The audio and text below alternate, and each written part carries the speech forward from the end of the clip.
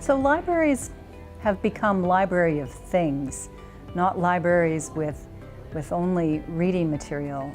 There are many things that people come to libraries to borrow, and it makes sense to have something in the community that's accessible by everyone be the place for something like a community seed library. Rethink Red Deer partnered with us. They had begun working on a community seed library, but in the end they needed a space for it.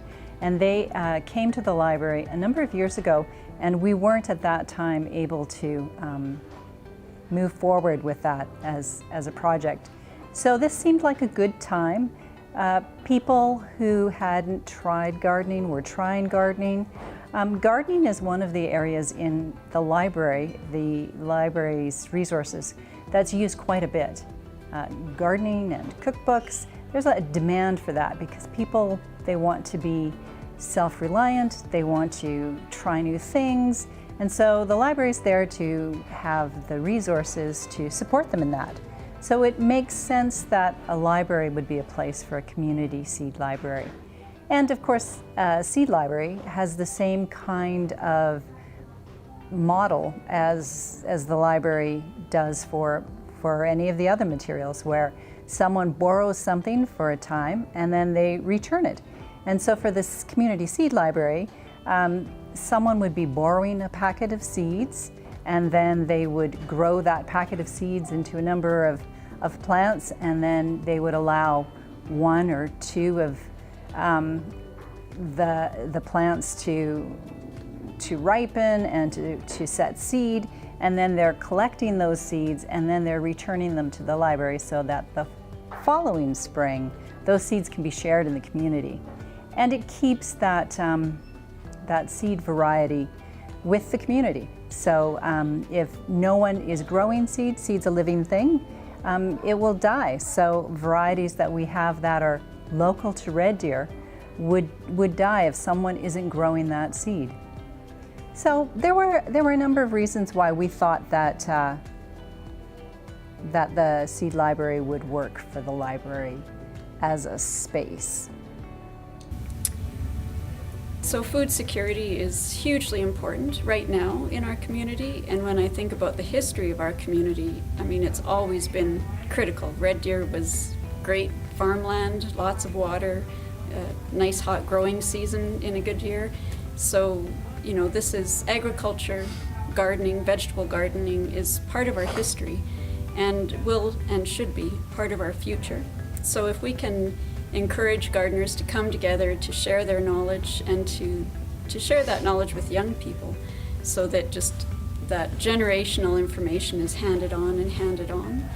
And you know, throughout Red Deer's history, we've had different people coming from different parts of the world, bringing different seeds and gardening ideas, and so we want that to continue, because eating and food production is the foundation of moving into cities and towns, civilization, and sharing food and sharing spices and all of those good things is part of how we get to know each other and how we get to know other cultures. So, you know, we see this as integral to our role, the library's role, in supporting, establishing, helping create community and bring community members together. So for us, you know, gardening is not political. There's no sort of negative side to it, really. You're bringing people together to meet each other in a very neutral territory. And we just think we can't do enough of that. And, you know, we're always open to programs that give us that opportunity. So we started with the workshop in the spring, and it was facilitated by Rethink Red Deer. So Renee came, and he had information to share with everyone, and within the group there were differences in gardening skills and experience, and those gardeners shared with each other as well.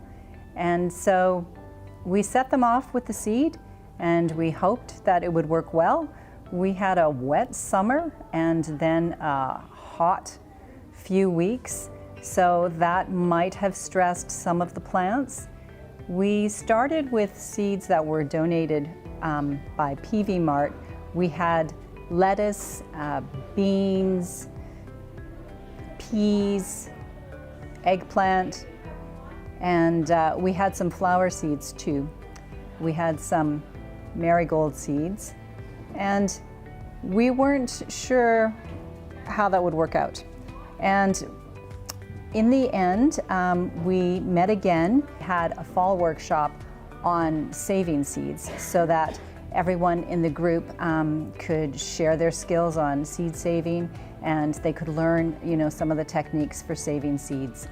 And so that workshop, we asked how the gardens were, and there were some successes and some failures, but because we do have a wider group, I think in the end they'll be bringing in their seeds September 15th or following that, and I think we'll have enough for a small collection anyway. And we're also asking anyone in the community who saves seeds to take part.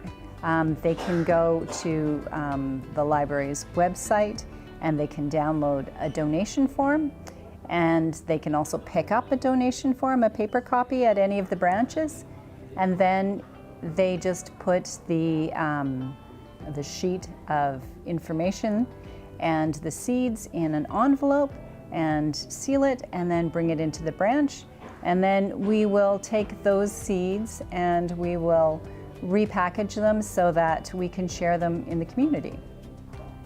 I am just an amateur gardener. I grew up in Red Deer and my mother is an avid gardener, and so I learned a lot from her. I do have a background in science, which helps a little bit, but really I'm just keener for all sorts of gardening. So not just vegetables, but fruit, flowers, trees, all that kind of stuff. So the training session was fascinating. So an expert came in to help us all learn about proper seed saving techniques, and I got to talk with people who've been growing in Red Deer for a very long time. And so that discussion, finding out what other people have been growing successfully that I had never tried, definitely had me change a little bit of what I planned for that past growing season. Well, at the moment, there isn't very much because we haven't received any seed really yet. But it's going to be at the Daw branch of the library, and the physical seed basically will be held in glass jars. We'll take the seed in, we'll package it into smaller envelopes so that we can distribute it in the spring, and then we'll be holding onto the seed until the spring when people will be needing it. So it'll just be maintaining the seed in a good in a good environment so that it keeps well, so that it's dry, so that come spring all the seed is still viable. So it actually will be kept at the Daw branch. People won't be able to access it, and in the spring you won't be able to come in and physically browse the seeds. You'll be going online and browsing for what kinds of seeds are available, and then from your browsing you would choose 3 to 5 packages of seeds depending on how many seeds we have, and then you can request that those seeds be picked up at one of our branches. Because it was just sort of the inaugural year, it was kind of a small group, but it was wonderful to meet other people who have been, in some cases, growing in the Red Deer area for decades, and they just had a wealth of knowledge to share. So that was fabulous. In subsequent years, we're hoping when these seeds actually go out into the community and come back, and there's sort of more awareness of the program, I'm looking forward to hopefully other people contributing seeds for varieties that maybe they've been growing for a long time, that they know grow really well here. I mean, it's sort of selfish and pragmatic from my perspective. If you're going to put the effort in, watering and weeding and all that, you want it to actually produce well. And so if you can make use of that local knowledge, get a suggestion, in this case, actually get the right seeds, not just get the name of a variety and look it up in a catalog, but the actual seeds for something that's been doing well here. I just think that that's fantastic, and I'm very excited about that.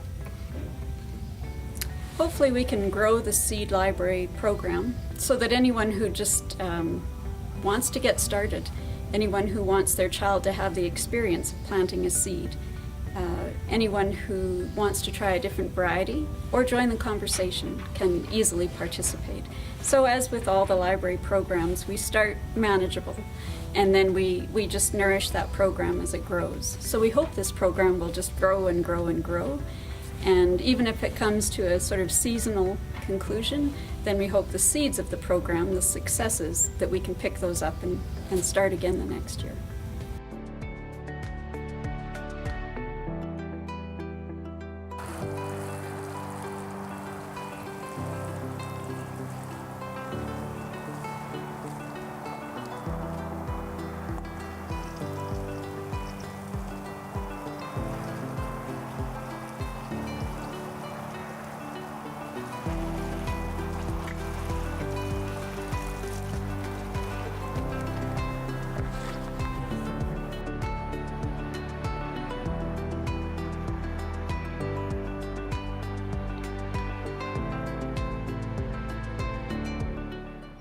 In January of 2018, my husband and I had the privilege of meeting Joseph and his family at a small group connection through the Innisfil Alliance Church.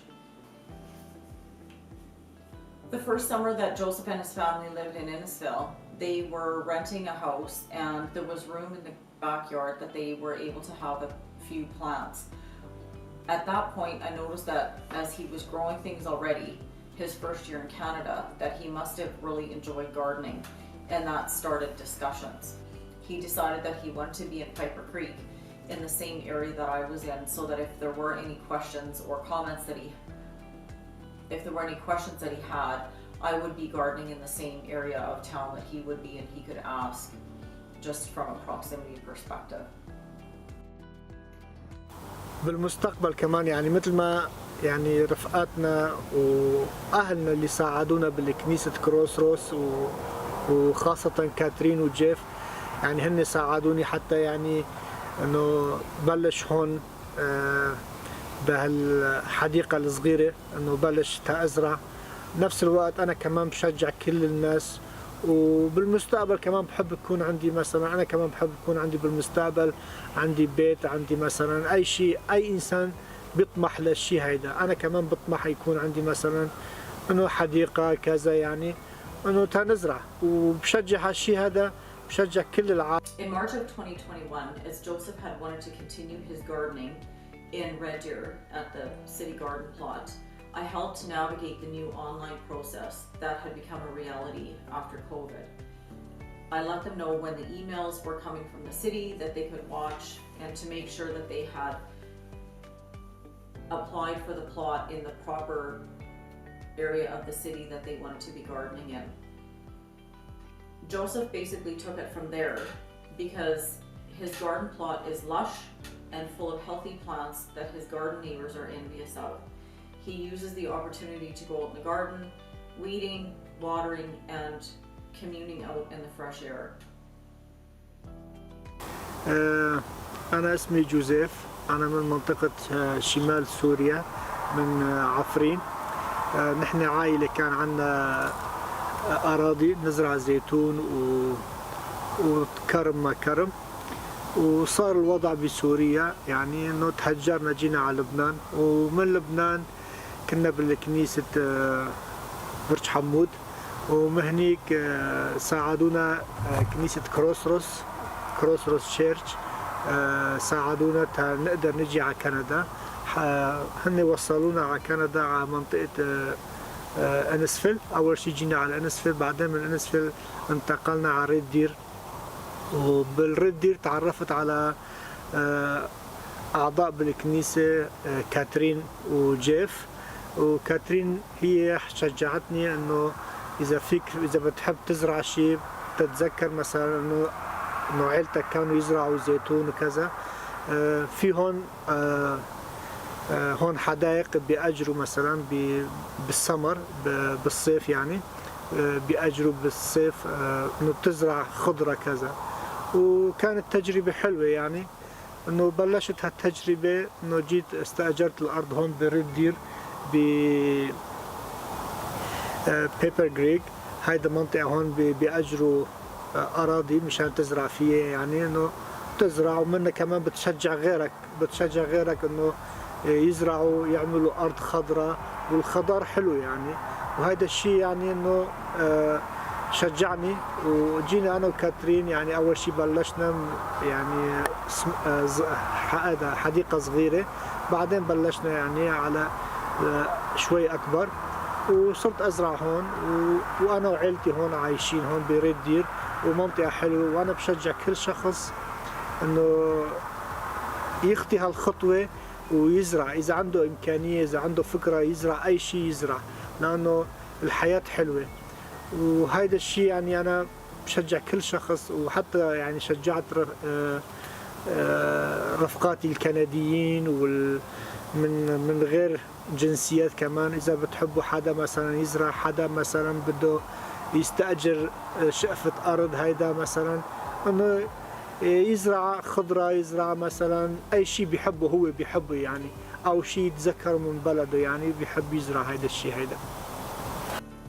When we had initially been talking about him starting to have a city garden plot, he had indicated that he thought it might be a good idea to have one in the same location or area that mine was in so that we could share discussions and questions back and forth if he needed to ask any questions about gardening. But clearly he's taken his plot and run with it because other than letting him know that the seed packages are in Canadian Tire in January, he's very independent and finding his own seeds and growing what he likes to grow.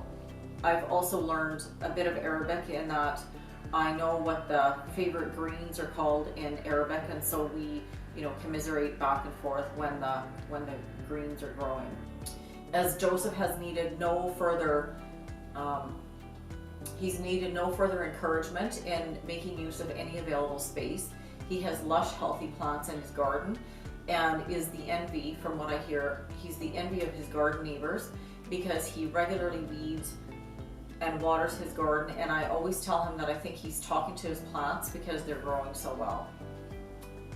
I don't know, maybe it's the Arabic or Kurdish, lullabies that he's singing to them, I'm not sure, but he seems to do very well with the space. أول ما جينا على كندا طبعا إنه اللغة صعب speaking لأنه أنا بحكي لغة الأصل لغة كردية بحكي كردش ودرست عربي كمان وبحكي عربي كمان ونفس الوقت يعني جينا لهون تعلمنا إنجليزي كمان وبلشنا شوي ننزل على المدرسة نتعلم اللغة الإنجليزية وهيدا الشيء يعني شوي كان صعب علي بس بعد ذلك تخطينا هالشيء هيدا ووصلنا لمرحلة إنه صار عندنا أصدقاء كندية إنه بالكنيسة كروس روز بكنيسة أنسفيل بكنيسة دير بارك هذول كان كلهم أصدقاء لأن يعني هذا الشيء اللي شجعونا إنه نقدر نتأقلم بهالجو اللي هون. I think the outcomes of Joseph and his gardening were that he's an inspiration to all his garden neighbors, and he has a very healthy garden. He uses the produce that he grows, and he's really an inspiration to anybody that's starting out, in a new country, in a new environment, to make the best of it and really make the most of what opportunities there are, and then grow and access things that you can grow in the new climate that you're in.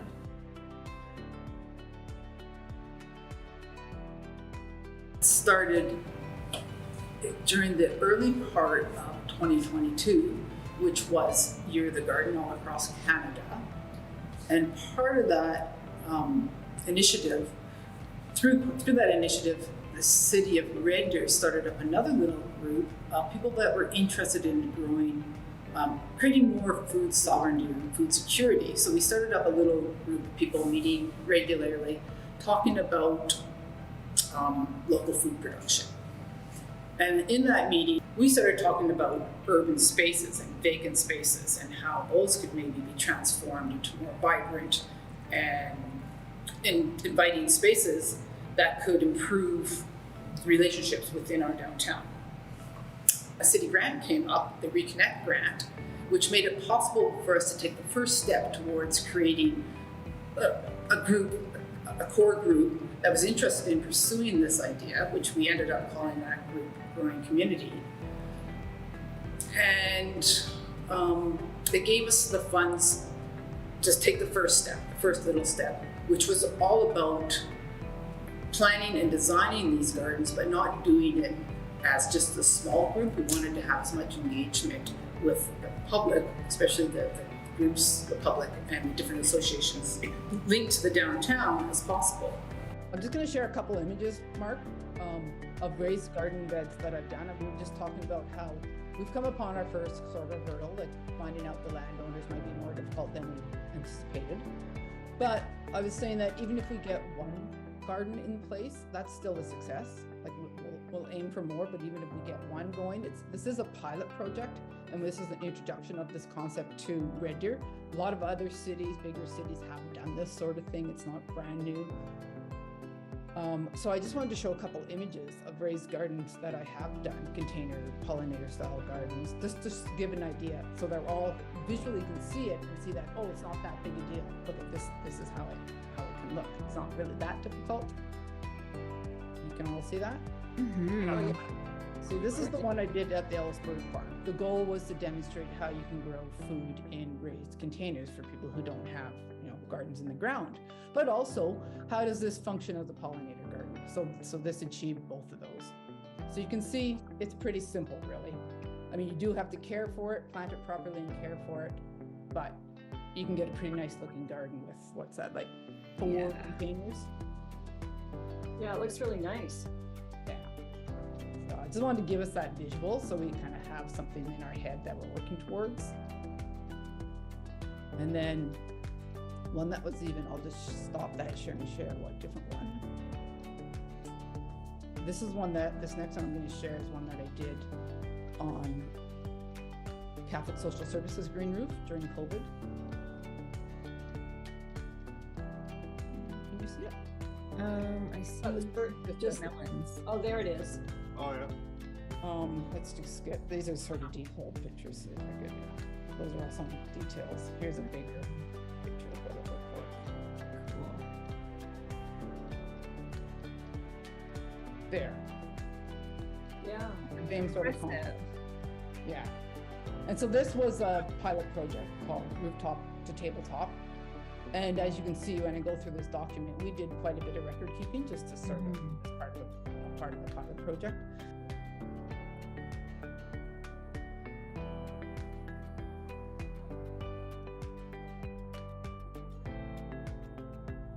So one very nice October day, the 5 of us had a tour of vacant sites downtown, some of which were for sale by realtors.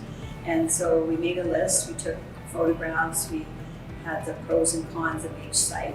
And then after that, it was trying to find out who the owner of that site was. And in some cases, we couldn't find who the owner was.